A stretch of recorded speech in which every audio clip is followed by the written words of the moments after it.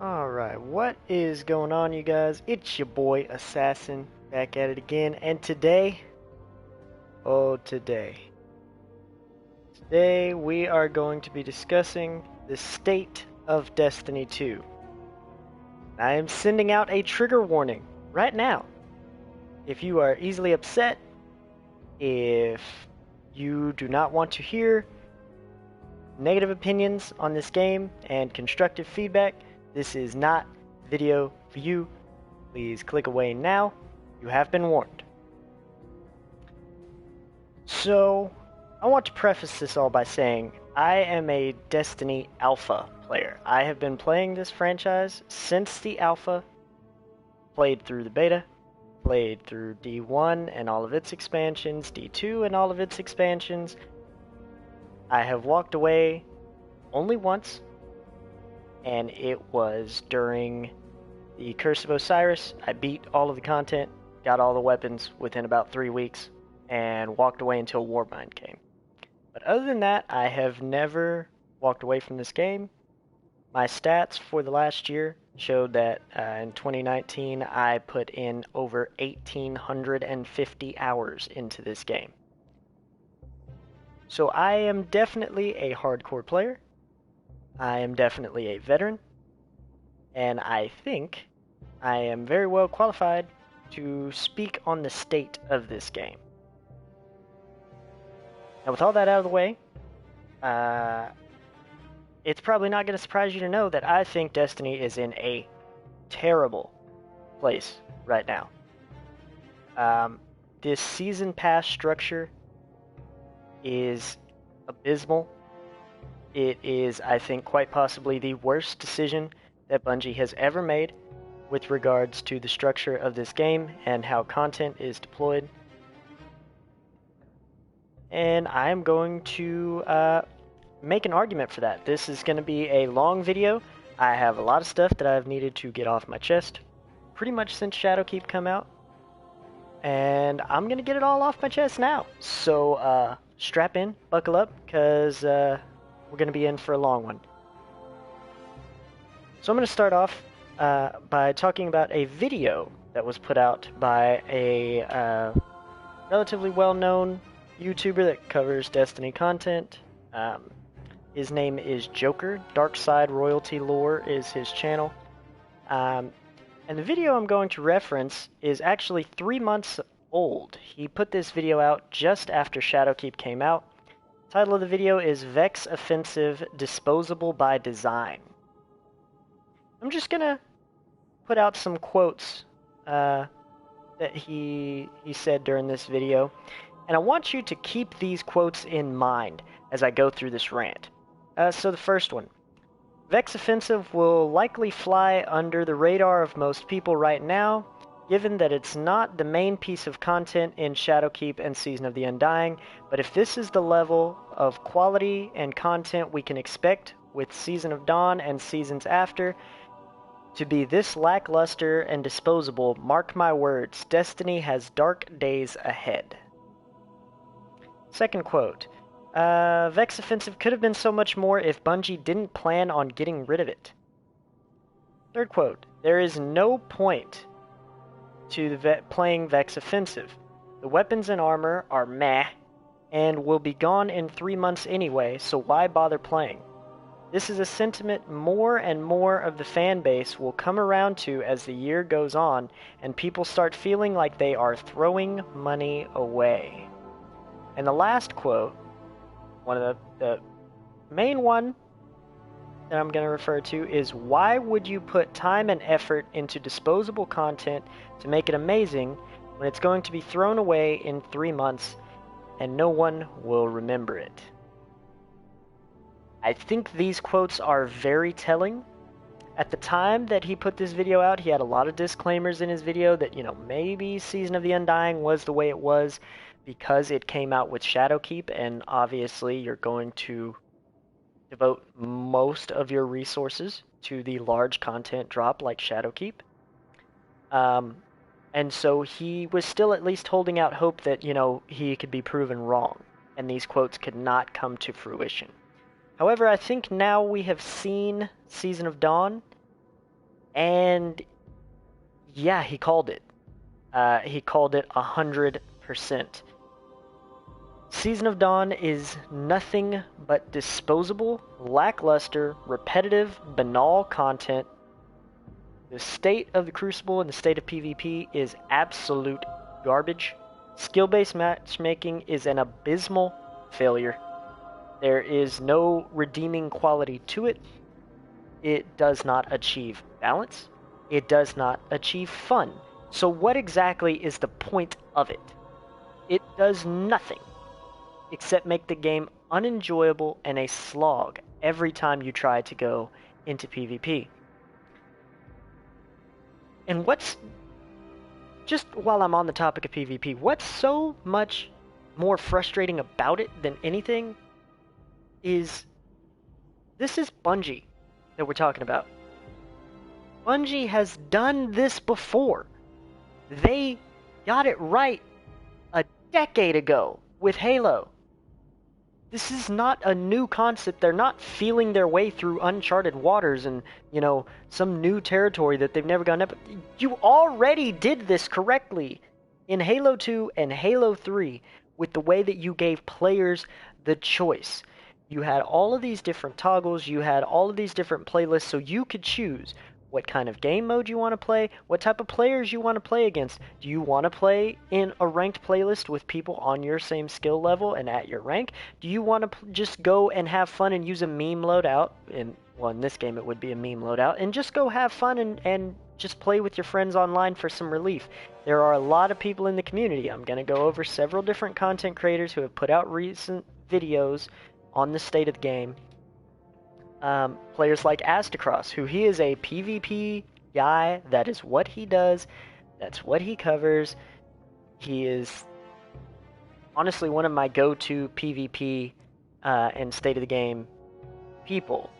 And he's recently put out several videos on skill-based matchmaking, on the state of the game, on Iron Banner, on all of these different things. And a running theme that he has is that this PvP and the Crucible for him was a place of relief.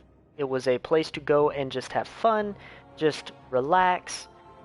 He's definitely by no means one of these people who will load a stacked team of 6 skilled players and go curb stomping and that's what he considers fun. No, he'll just put on all different kinds of loadouts. You can go check out his channel, Astacross. He puts out build videos almost entirely focused around PvP. Some of them are meme builds, some of them are just kind of unique and different play styles. You cannot do that with skill-based matchmaking. Every game is a sweat fest. Every game. It doesn't matter. Every game is a sweat fest. It doesn't matter whether you're in the top of the skill bracket or you're in the bottom of the skill bracket. Nobody is just going into PvP to have fun. It is a sweat fest. Every game. And if you disagree, please comment on this video and let me know that you disagree. Because I have not run into a single person, and I have a wide range, especially when it comes to PvP, of skilled players.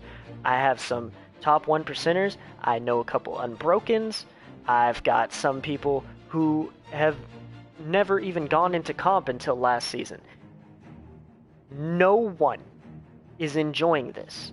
No one. Not a single person. From the top of the skill spectrum to the bottom of the skill spectrum, everybody hates this because you have no choice. You go into PvP, you can try rocking a meme loadout, you can try playing off meta. Guaranteed, within an hour or two, if you sit in there, you will be putting on meta loadouts. You will be putting on meta weapons, you'll be putting on meta exotics, you'll be using a meta playstyle. You will, because you can only get curb stomped for so long. Okay, since we're already on PvP, I'm going to go ahead and talk about Astacross's video and my thoughts on where PvP is right now. So, Astacross put out a video on skill-based matchmaking, and he was talking about how it is crushing, it is destroying PvP, which I 100% agree with. quote, "When comp is the most easygoing playlist, we have a problem." Yeah, I'd say that's a pretty major problem. When the competitive playlist is the most relaxed, easygoing playlist where you can actually afford to try playing off meta, fundamentally, you have a major problem. That's not an oversight. That is a fundamental design flaw in this system.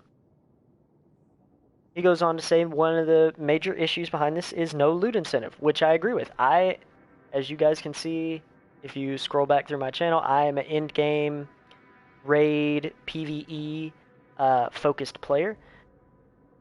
But every season, last year, with the annual pass structure, I at least did have some incentive to go into PvP. I had a reason why I needed to go in there. To get the pinnacle weapon for the season, to rank up, to try and get toward Redrix. And before any of you guys say anything, you can look back through my history, and I will show it now.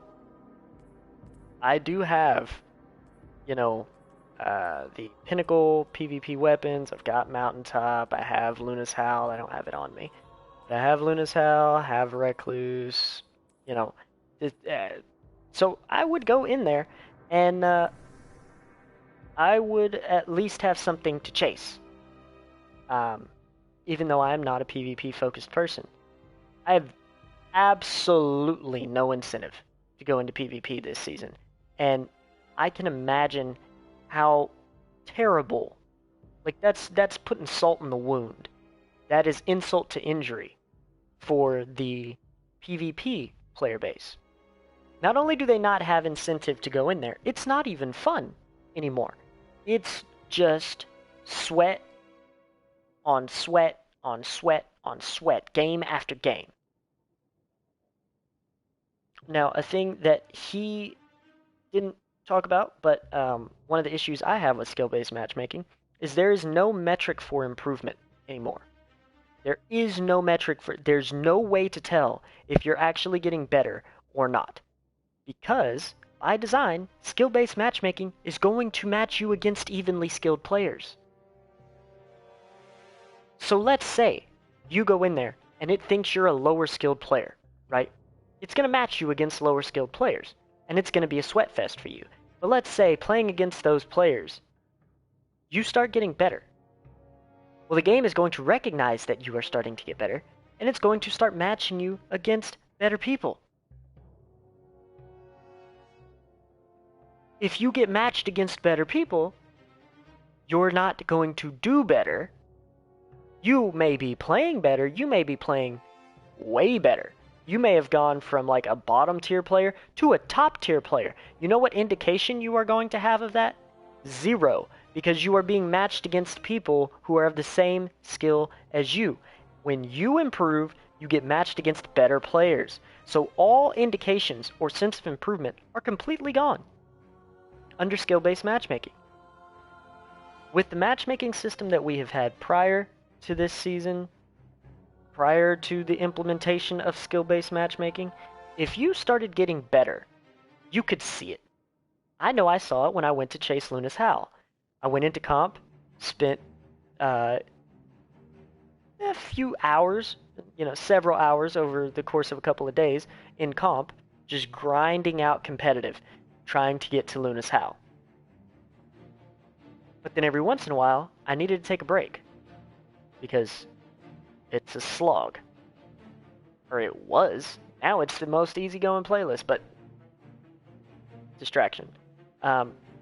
So I would take a break from comp, go into quick play, and all of a sudden, I am just smashing people. Just wrecking. My KD is going up, number of kills I'm getting is going up, I am consistently on the top of the leaderboard, I'm doing better. And I'm just wondering, what is it? Am I getting matched against certain kind of people? What's going on? No. I could immediately recognize, oh, I've spent the last 2 days playing competitive against really, really strong players who were better than me. And now when I go into quick play, I can see the improvement. I have indications that tell me I am getting better. I can see that. Which then, once I got Luna's Howl, kind of made me want to stick around in the competitive playlist, even though, once you get up to those last two, class ranks in competitive, those guys don't play. But, I mean, they do, that's the problem. No, I'm playing. But I just kind of wanted to hang out there, even if I'm getting smashed in games, because I know if I can at least kind of keep up with them and get used to this playstyle, get used to playing against these super, super competitive players, then I can go into quick play and see the improvement and see that I'm getting better. You do not have that in skill-based matchmaking. And that is by design. That is a design flaw. Another PvP content creator that I saw a video from was True Vanguard. He actually put out a video on the state of the Crucible and essentially went on to make the argument that build diversity and the current crap stain that is the state of the Crucible at this point is, to his argument, about half of the player's fault. It's our fault that the state of Crucible is the way it is. True Vanguard, I know you will probably never see this video, but if you do, I call BS. That is the most ridiculous argument I have ever heard. Fundamentally, the argument itself is ridiculous. The way you made it was ridiculous. It's just incomprehensible that you could try to blame this on the player base. This game has been out for half a decade. We have never had a state of Crucible this terrible. And Bungie just fundamentally changed the way that matchmaking works in Crucible. And you somehow think it's half of the player base's fault? Half of the blame should be on us. Funny, the same people have been playing this game for 5 years and we haven't been at this state. You don't find that funny. That's not a coincidence. Anyway. Here's the problem. Because essentially, what his argument boiled down to is, well, if everybody just stopped using meta loadouts, then meta loadouts being everywhere, it's not as pervasive as you think it is. You just really don't like these things, so they seem really prevalent to you, so then you put it on, and then that makes it more prevalent. Here's the problem. With skill-based matchmaking, if you don't want to get smashed hours and hours on end, you must use the meta or very, very close to it, because skill is even. That's why this is happening now. That's why it didn't happen in Opulence. That's why it didn't happen in D1. That's why it didn't happen in Vanilla D2. That's why this has not been a problem until now with this super strict skill-based matchmaking system. This wasn't a problem until now, because now skill is even. Not using meta when you are competing against players who are of the same skill level as you, from the jump, puts you at a disadvantage if that player is using the meta. And if that player is not using the meta, whichever one of you is the closest to the meta is going to have the advantage. Do you not understand how a meta works? That's the point of it. It is the most efficient, it is the most reliable, it is the most consistent. That's why it's the meta. So if we have the same skill level, and you are using something that is more efficient and more consistent than what I am using, you have an advantage. Now with the old skill-based system, with the old matchmaking system, the response to that was, yeah, you have the advantage in terms of weapons, but I can still outplay you. I can still outskill you. But that's the problem. It's skill-based matchmaking. Our skill is even. Our play is even. So if everything else is held stable, everything else is accounted for and is even, whoever has the closest to the meta is going to win 9 out of 10 of those engagements. So I don't have a choice. If I don't want to get smashed on for hours on end, just to add to diversity in the Crucible, I don't have a choice except to put on the meta loadout, or something very close to it, closer than whatever my opponent is using. And no, most people, I watched his video, and I had several issues with it, but one of the biggest ones that irked me was his entire argument hinges on using anecdotal evidence of people essentially exaggerating the problems in the Crucible to create a straw man argument for himself that he then knocks down. And what do I mean by this? I mean he spends half the video talking about how he's talked to people who said things like bygones were such a problem in the Crucible, so then he went back and looked at their game data. Really, who goes to that extreme of going to check somebody's game data? And saw that even though they thought they were being matched against bygones 1 out of every 2 games, they were really being matched against it 1 out of every 23. And the guy they were being matched against was only getting 1 to 2 kills per game. That is a straw man. That's a straw man. The vast majority of people, go watch Astacross's video. The vast majority of people who are complaining about Crucible are not complaining about bygones. They're not complaining about specific weapons. They are complaining about skill-based matchmaking, and you seemed for 90% of that video to just glance right over that, so you could build this straw man of people. Oh, people think it's worse than it really is, and people are exaggerating things. So you could build that straw man up and then knock it over, and be like, see, clearly their argument doesn't make sense. No, you didn't address their argument. The argument is that skill-based matchmaking locks people into using meta or close to meta weapons and loadouts, because if you don't, you are going to get smashed over and over and over and over again until the game essentially thinks that you are a bad enough player that it will match you against people who play at the skill level you play at when you're using that loadout.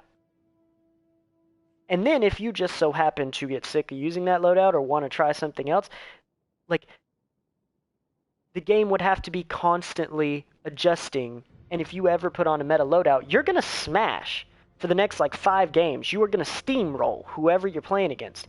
This is a fundamentally flawed system. True Vanguard's argument was anecdotal and a straw man. I'm going to present some facts. The facts are very, very clear. Since skill-based matchmaking and the meta shift where they nerfed the range on hand cannons, the intent of nerfing the range on hand cannons, Astacross addressed this in his video, was to open it up so that other primaries get used besides hand cannons. What was the result? Other primaries are not getting used, hand cannons aren't being used as much, and what's taking up all of that usage is secondary weapons. It's special weapons, shotguns, and snipers, and Errantil. Mostly Errantil, fusion rifles. That's what happened. Since skill-based matchmaking and this change, you can go check the data on that one. Secondary and special weapon usage and kills has skyrocketing. Primary usage has dropped. Meta loadouts, the general use in the community of meta loadouts, has skyrocketed. And overall, if you look at the general consensus among the community from all of the content creators online, from people you just in general talk to, even he would have to acknowledge this, seeing as how his argument was anecdotal, the general fun of the Crucible has plummeted. Nobody is having fun. Nobody likes this system. Nobody. I reiterate, my friends on the top end of the spectrum and my friends on the bottom end of the spectrum have the same feelings about this system. They hate it. Even the casuals that in your video you talk about, we have to protect the casuals, we have to protect the casuals. Even the casuals would rather have fun, lively, competitive games that are not sweat fests 70-80% of the time, even if that means the other 10-20% of the time they're getting smashed on by these top tier players. That's fine, because at least then 70-80-90% of the time they're still having fun. Expecting a casual player to go into PvP and grind away in the sweat box that is Iron Banner for hours on end,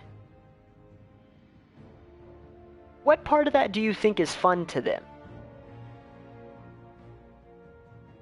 If you're on the lower end of the spectrum, you're still on the lower end of the spectrum whether skill-based matchmaking is there or not.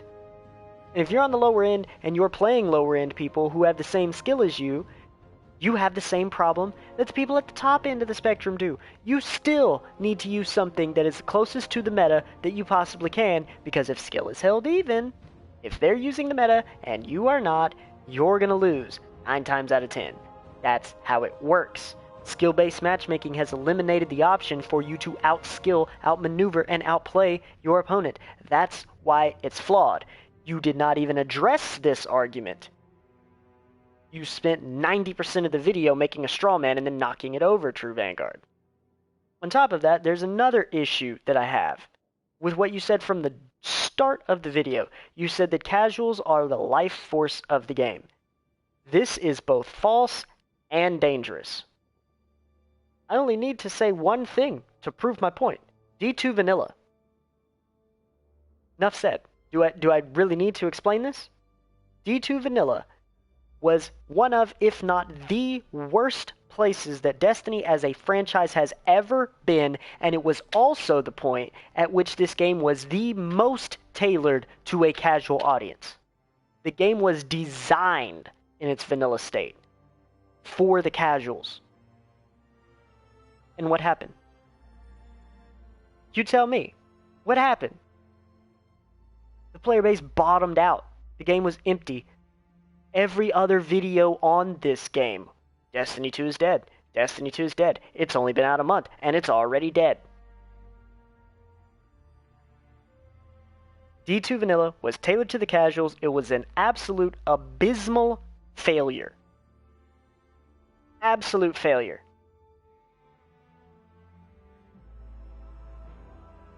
I have to get off PvP because the issues are just overwhelming. The biggest issue that I have with the state of the game right now is the fundamental design philosophy. And this goes back to the video that I referenced from Joker and all of his quotes about everything being disposable by design. This season pass structure makes it to where you cannot put strong weapons, armor, rewards in the content. You can't do it when it's a la carte. Because if someone doesn't buy that content, if someone takes some time off and doesn't participate in that content, the content goes away in 3 months.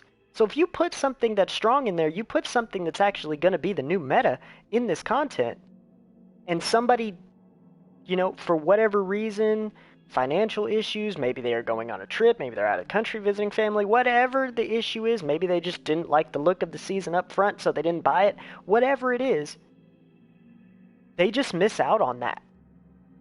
And then they are permanently behind because they can't get access to it. So they're just out of the meta. They just don't have the option. You can't do that from a design standpoint, which is exactly why nothing matters. Nothing matters. Nothing in Season of Dawn matters. Nothing in Season of the Undying matters. Anyone who thinks I'm making a bad argument on this, please tell me, what exactly from Season of the Undying are you still using? What, the armor pieces that have the slots so you can run nightmare hunts? What weapons from Season of Undying are you still using now? Anyone? Because we all know what the top of the meta is. It's right here. Izanagi's Burden, Wendigo, and then whatever the seasonal artifact dictates has anti-barrier rounds or unstoppable rounds. That's the meta. I happen to be using this Outlast. This is not from last season. This is from Season of the Drifter. When I'm not using the Outlast, I'm using Claws of the Wolf. Not from Season of the Undying. Or Horror's Least. Also not from Season of the Undying. I can look through my entire loadout here. What do I have from Season of the Undying? Pinnacle weapons? What do I have from Vex Offensive? Nothing. Got some of the armor pieces? This is a problem. This is a fundamental problem. Dado summed it up very succinctly. He said, and I quote, "There's so much to do, and none of it matters." Yeah, because all of the content is disposable by design.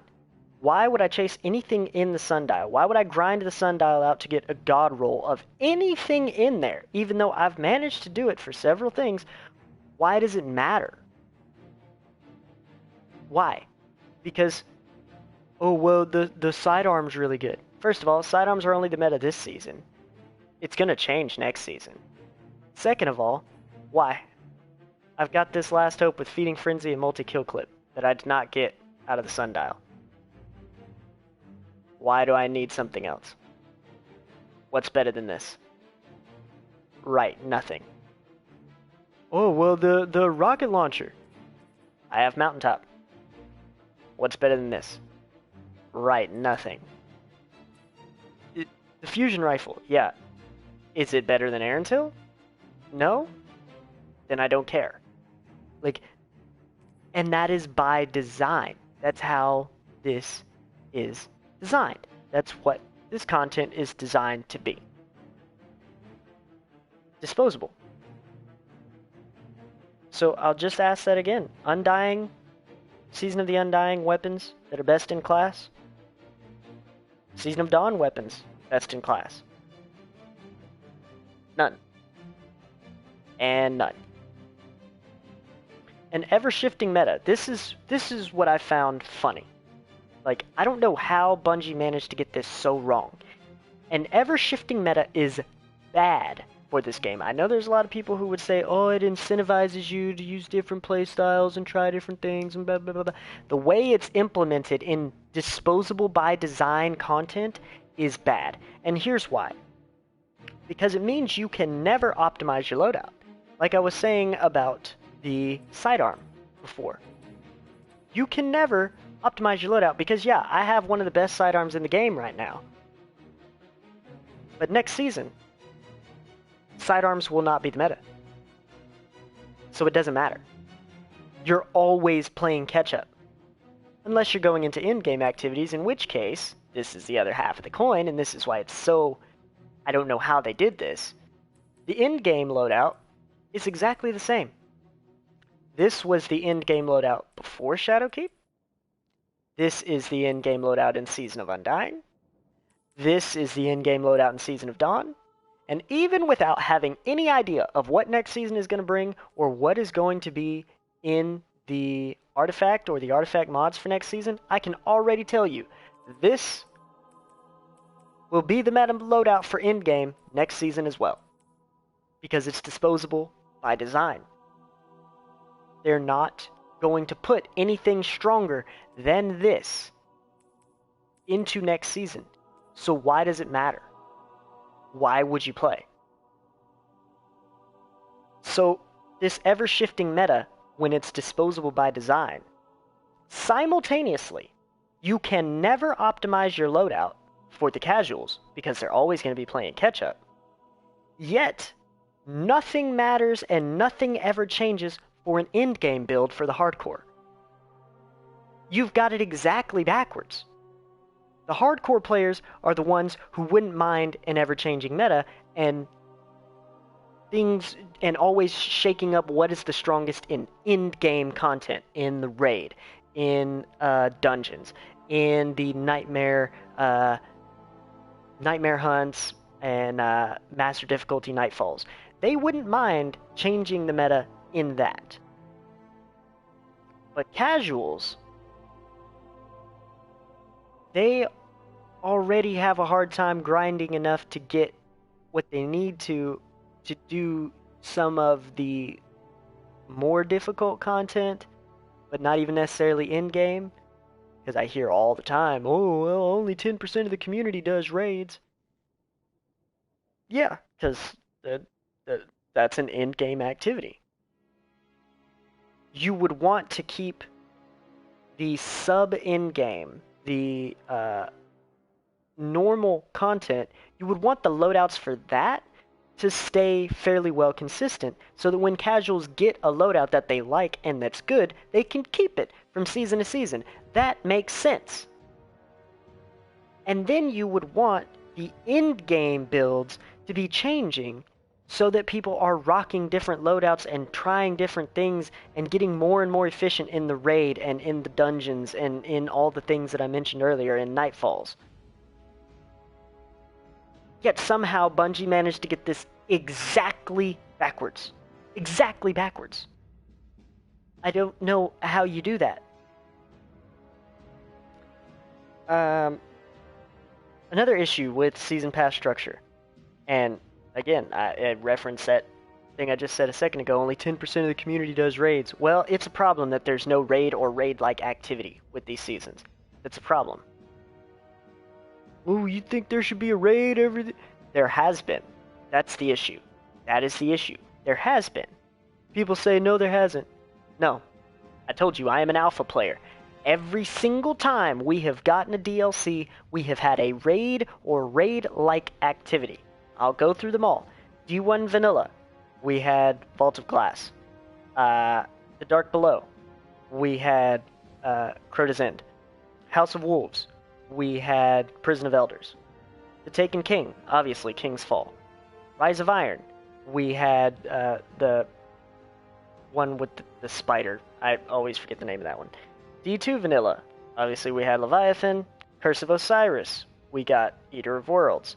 Warmind, we had Spire of Stars. Forsaken, obviously, came with, in my opinion, one of, if not the best raids that they've ever done. We had The Last Wish. Season of the Forge, we got Scourge of the Past. Season of Opulence, we had Crown of Sorrow. Shadowkeep, we got Garden of Salvation. Literally every single DLC except for Season of the Drifter, which added an entirely new game mode. We have gotten a raid or raid-like content. This is the first time we have not. And I'm being told that it's unreasonable that we expect it. Now, I get that it's unreasonable because Bungie lost a lot of resources and 2 other studios when they parted ways with Activision. I get that that makes it unreasonable, but people are acting like the expectation that we get a raid with every DLC or every season in and of itself, like, removed from the context of them parting ways with Activision, it's unreasonable from the jump that we expect a raid with every... So it's unreasonable for us to expect exactly what we've gotten for half a decade? It's unreasonable that we expect from the jump. I get that it's unreasonable with their lack of resources right now, but it's unreasonable from the jump to expect this. No, you're just wrong. You just haven't thought about this clearly at all, because every single DLC we've ever gotten has come with some type of raid-like content. This is the first time in Destiny's history that we have not gotten some type of raid-like content, and we're already essentially being told we're probably not getting one next season either. This is an issue. Yeah. So, another video that was put out, I think it was 4 days ago, was from Destin, the host of Fireteam Chat, a well-known IGN show that covers Destiny 2 content, and he had a long list of his problems with the game. He's feeling the same way I am. Dado has put out a video where he's feeling very similar. to people who think this isn't an issue because maybe it hasn't set in on you yet, in general, when Destiny 2 Vanilla came out, the hardcore players, content creators, people like me, people like Datto, people like Destin, were the first ones to call out that this game was lacking content. It wasn't until months later that the casual player base kind of caught up to where we were and started feeling what we are. You may not feel it now, but you will. Remember that Joker quote. It's not setting in on people now, but mark my words, there are dark days ahead, and I think we're already there in terms of the hardcore community recognizing this. Joker literally said, this sentiment will be felt more and more as more of the player base will come around to it as the year goes on. And people start feeling like they are throwing money away. I have not played Destiny in over a month. I haven't played it since Christmas? A little bit before Christmas?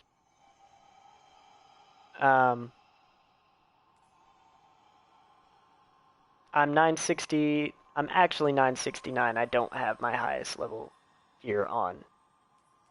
So I'm right below pinnacle cap. I have not done the quest for the sidearm, the exotic sidearm, haven't done the quest for Bastion, and I'm not planning on it. I will be hopping back on when Destiny has some story beats and some new content of this type. But as of now, I have no reason to play the game. In Destin's video on the state of Destiny 2, he said it's in a dangerous place.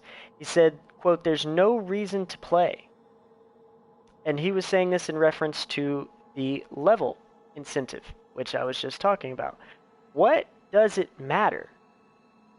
I have friends who are still playing this game who have been doing the pinnacle grind every week to try and get their level up. But I'm like, what does it matter? Because I was at 960 before this season started. They caught up to me in less than a week, when they had done no pinnacle gear, no pinnacle activities last season because there was, everything was a little rushed and condensed last season with Shadowkeep and Season of the Undying and trying to chase the title.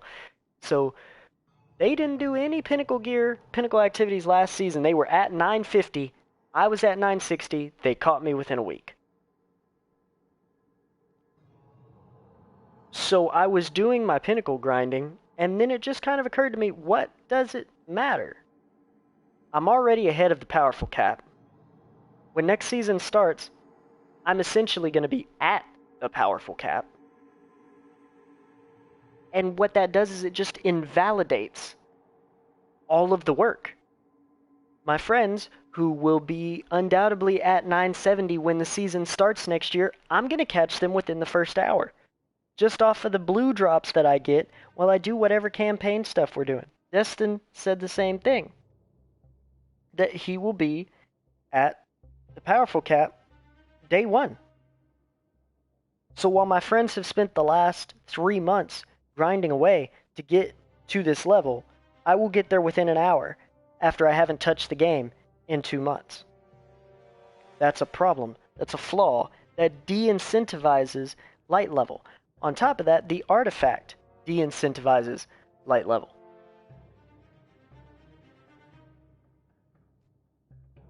The gains are so minute that it is not worth my time. That is a quote from Destin in this video.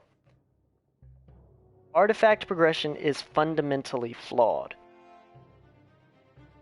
You get mods out of the artifact after investing hours and hours of time and grind into leveling it up. You get these artifacts, you get to use them, and then they're gone in 3 months. Who thought this was a enjoyable play loop, gameplay loop, where people would want to spend hours and hours and hours trying to unlock mods that they could then use for 2.5, 3 months, and then they go away, and the builds that they've made are completely useless. All of the changes and the god rolls that they've grinded for don't matter at all, because the meta has completely shifted to entirely different weapon types, to entirely different armor types, to entirely different subclasses. Everything has completely shifted. Who thought this would be enjoyable? Power progression is pointless. Months of investment to hit max level invalidated day one of the new season. Destin said, why play Destiny when you could be playing other games? Here's one that I have experienced firsthand in the month that I have not been playing Destiny. While I haven't been playing Destiny, I've been playing Borderlands. Borderlands 3. I think it's a phenomenal game. There's a lot of content there. It has real build diversity. There are thousands of different weapons, all with different roles. They can come anointed, all of this stuff. It's a great game. Destin mentioned in his video that community feedback and implementation loop is way too slow in this game. Okay? So here's what happens in Destiny. You've got a 3-month turnaround at best on community feedback. Just take anything that's ever been an issue in this game and you'll see that this is true. Guitar errors in Last Wish lasted 6 to 9 months. One-Eyed Mask was addressed as a problem. Took 6 to 9 months to actually fix it. Luna's Howl and Not Forgotten, addressed as a problem, took 6 months.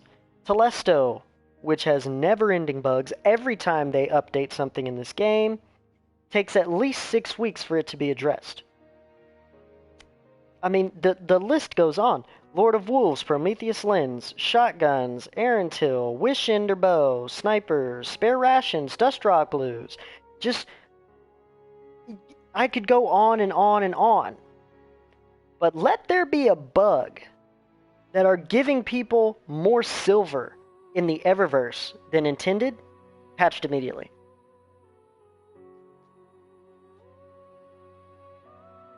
In Destiny, it takes 3 months at best to get turnaround and implementation on community feedback. Now let's take the game that I have been playing for the last month.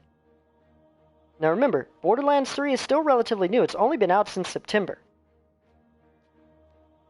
This game has a tremendously fast turnaround loop. Here's what I've experienced just in the last month since I've been playing this game. Borderlands 3 is having an issue with legendary drops in that game. Legendary drops are not happening as frequently as the community would like. Gearbox, the developers for Borderlands 3, hear this issue. They hear the content creators talking about it. They hear the Reddit talking about it. They hear the community feedback. Right? They turn around and solved it with a surprise community event called the Farming Frenzy that ended 2 days ago. Surprise event. Was it even what's today? Friday. No, it ended yesterday. Surprise event. For 2 weeks, we're going to have this community event. They didn't tell us they were doing anything. They didn't give us this we're listening BS. No. They actually listened and implemented a change and said, hey, you know what? Things are dropping too low. The community doesn't like it. Surprise. For the next 2 weeks, everything is dropping all the time. And it's anointment. Like, obviously it wasn't 100% drop rate, but Farming Frenzy, bosses are dropping tons of loot. Everything you kill is dropping tons of loot. Rare spawns are guaranteed to be there, so you can kill them and try to farm for what it is that you want for your builds. While this surprise event was going on, they literally did not tell us this was coming until the day they put it in the game. They put it in the game and just surprised us and said, okay, here you go. We heard the issue. We're addressing it. Then, over the next 2 weeks, they took feedback from the community about how much they were loving it, how much people enjoyed this gameplay loop and enjoyed getting the legendary drops. And what happened when it ended yesterday with the patch that ended this event? They implemented this change permanently.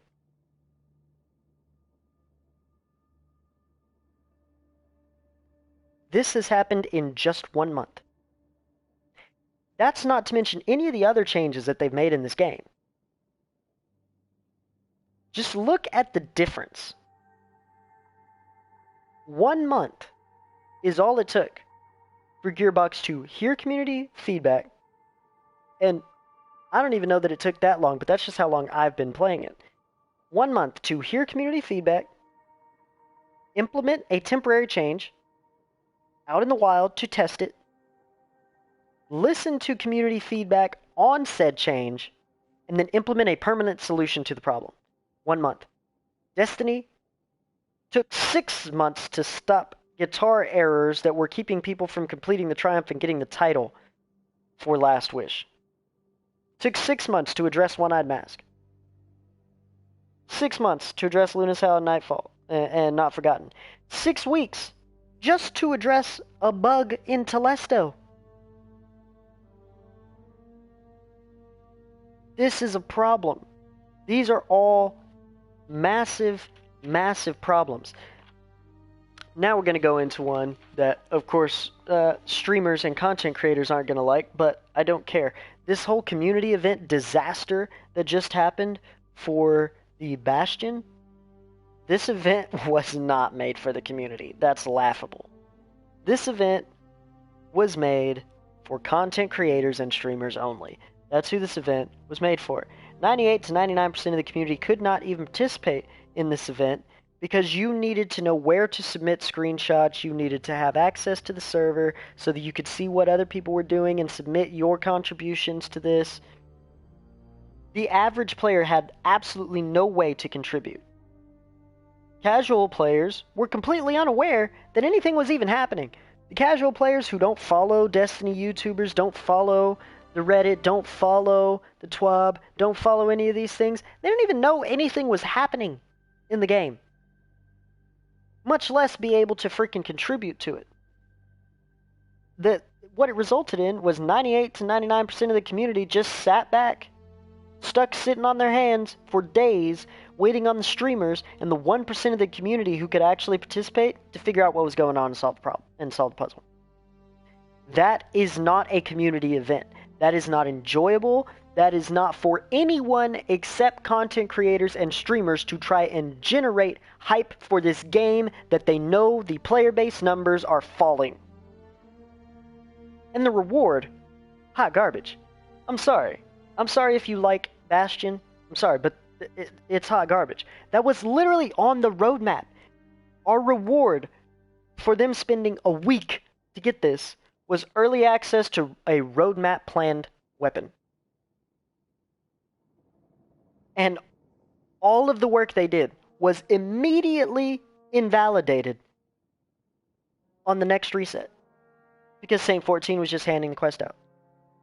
I would have been so pissed off if I had spent 6 days of my life. Like, people were literally not sleeping trying to figure out this puzzle, only to find out that the reward was something we were going to get anyway, and everybody else doesn't even just have to, follow the solution that we've now put out there. No, they just get it. I would have been furious.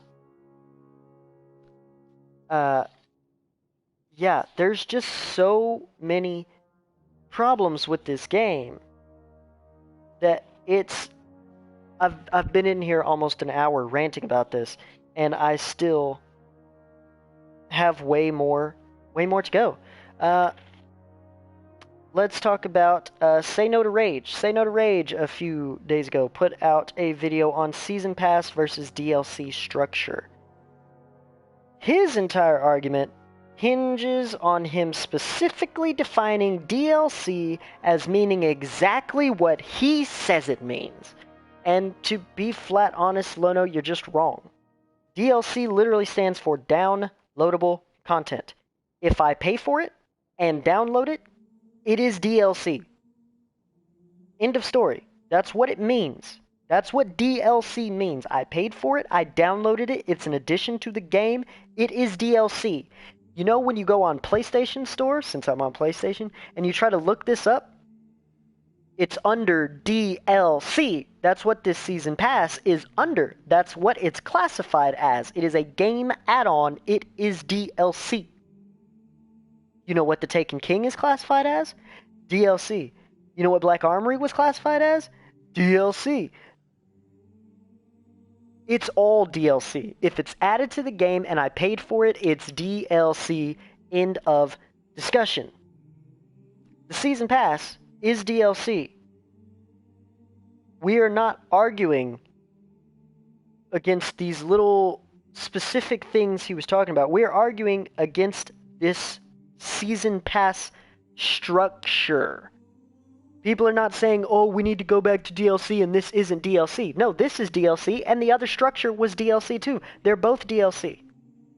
This structure is wrong. This structure is bad. This structure is flawed. And if you don't believe me, when you went live for your Q&A, if nothing else, you know, there's something that my mother told me when I was a really, really little. I was like a 6-year-old kid, and I tried to lie about something. And there were people who were around me when the incident happened, I don't even remember what it was, but there were people around me who told her the truth. And yet I still tried to lie. And she looked at me and she said, you know, which is more likely? That you are the only one who's right and everyone around you is wrong? Or that maybe you need to rethink what you're saying? When you get the overwhelming backlash that you've gotten since you put that video out, Lono, and when you get the overwhelming backlash that you do in your chats, when you get the overwhelming backlash that you did when you went on Fireteam chat, when the vast majority of the community on the Reddit, on the subreddit, on the forums, on the content creator side and the streamer side, when everybody seems to feel a certain way and you disagree, maybe you need to re-examine your argument. Possibly. Maybe you need to re-examine your position. Now, I'm not making an, ad populum fallacy here. I'm not saying that just because everybody believes something that means it's right. No, I'm saying maybe you need to sit down and think about it, though. It's worth giving it a thought that quite possibly you're just wrong, Lono. You're just wrong. Clearly, this season pass structure, this trickling out of content that they did with the annual pass last year, is too much for Bungie to handle on their own and be able to deliver enjoyable, deep content. I know I and many of the people who feel the same way as me, the majority of them, would rather have a deeper, more engaging DLC that we get less often, less frequently, than this shallow, disposable by design content that we get trickle-fed every week or two. I would much rather Taken King one big drop for a year than this. This is disposable by design. This is so much to do and none of it matters. That is exactly what the Season Pass is. Taken King was often, by many people still is, referred to as the turning point for Destiny 1 and quite possibly the best DLC in this franchise's history. That is up for debate. I'm not necessarily saying that. I think Forsaken was really, really good, but Taken King was definitely up there. It's definitely in the top 3. I'd say it's either first or second. This was one big content drop for a year. It was deeper and more engaging. There was no trickle feed. And it was regarded at the time, and it is still continued to be regarded as one of the best times in Destiny's entire lifespan as a franchise. And I know you're so nostalgic delusion. No, it's not nostalgic delusion. We felt the same way when it came out. If we felt this way when it came out and we still feel this way now, how exactly is that nostalgia?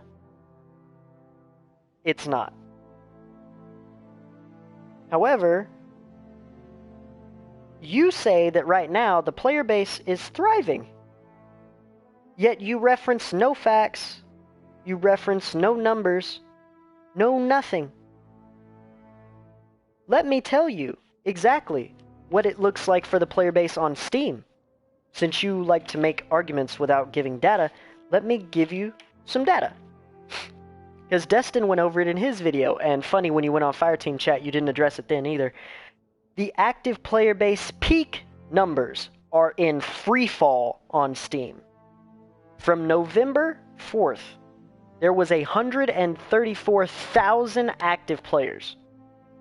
In January, like 4 days ago, that is already down to 70,000. 2 months. Almost half of the player base gone. And those are peak numbers. Peak numbers in a free-to-play game that's only been free-to-play for freaking 3 months, and you only have 70,000 active players during peak hours. That's your peak, is 70,000 in a free-to-play game. Are you kidding me? That's thriving to you. That's thriving? I guess we just have very different definitions of what thriving means, Lono. Because, yeah, that is not thriving. Those numbers are in free fall, and Steam is the only one that we can easily check. I would venture to say, seeing as how this game was out, Destiny 1 was out on consoles, and it wasn't on PC, the veteran player base are the ones who seem to be having even more trouble with this. The honeymoon stage is still there for the new player base. I would bet the numbers are horrendous on console. I bet the numbers are ridiculous on console. I bet the free fall numbers are even worse on console. This has been eating away at me for months now, and I needed to get all of this off my chest. I'm sick of hearing people make disingenuous arguments to try and defend this game rather than just acknowledging fact. The game is not in a good place. Think back to the quotes I said from Joker at the very beginning of this video. After I have now made all of these arguments, I'm going to read these quotes one more time. Vex Offensive will likely fly under the radar of most people right now, given that it's not the main piece of content in Shadowkeep and Season of the Undying. But if this is the level and quality of content we can expect with Season of Dawn and seasons after to be this lackluster and disposable, mark my words, Destiny has dark days ahead. Vex Offensive could have been so much more if Bungie didn't plan on getting rid of it. There is no point in playing Vex Offensive.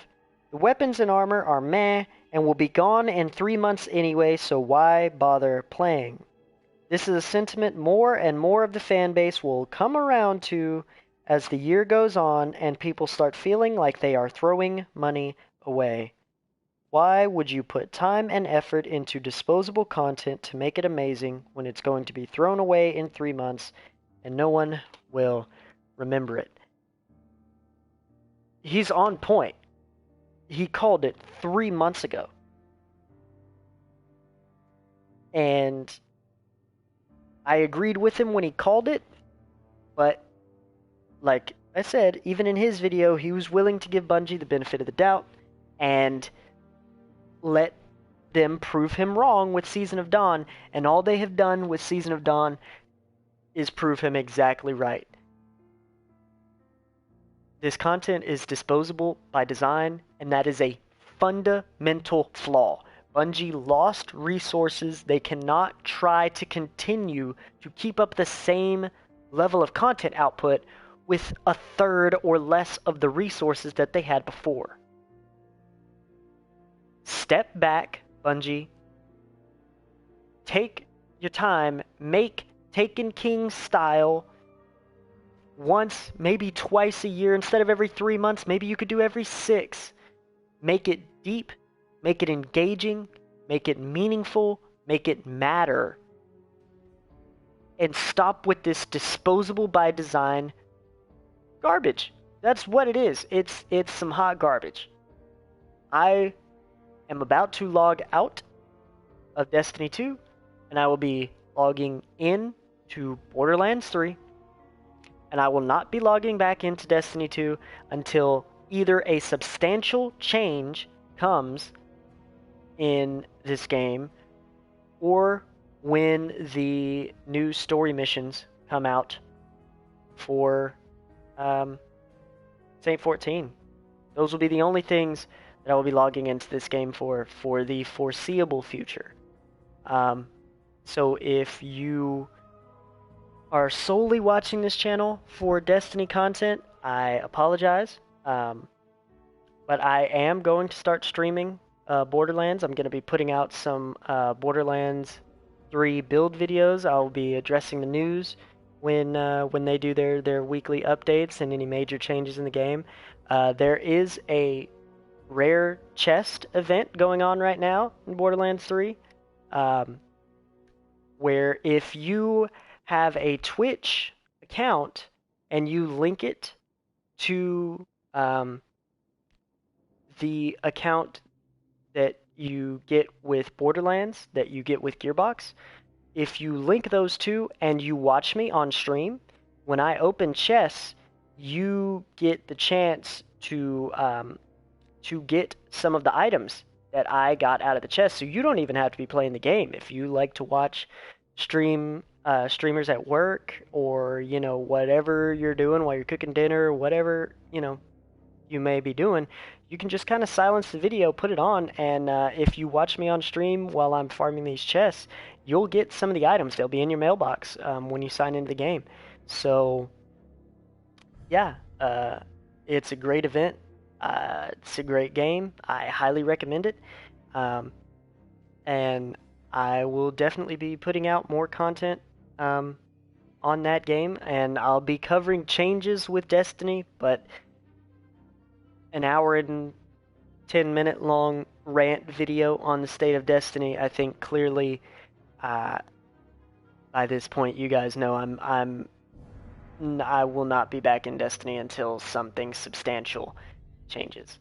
But if you enjoy the content, feel free to like and subscribe. If you did not, if you disagree with me, or you think I was unfair in my critique at some point, understand, 1, it was a rant. This has been sitting on my chest. I'm venting, and it feels good. 2, feel free to comment down below if you have counterpoints to my argument, or if there's something you think I overlooked, or some redeeming quality you think I just haven't noticed. Feel free to leave it down below. Feel free to link this video or send this video to True Vanguard or Lono or whoever you feel the need to send this video to. I know it's rather long and no one will probably watch it, but I had to get this out there so that everybody knows where I've been and what is going on with the content. So that is going to be it for today, guys. I will catch you guys in the next video. Peace.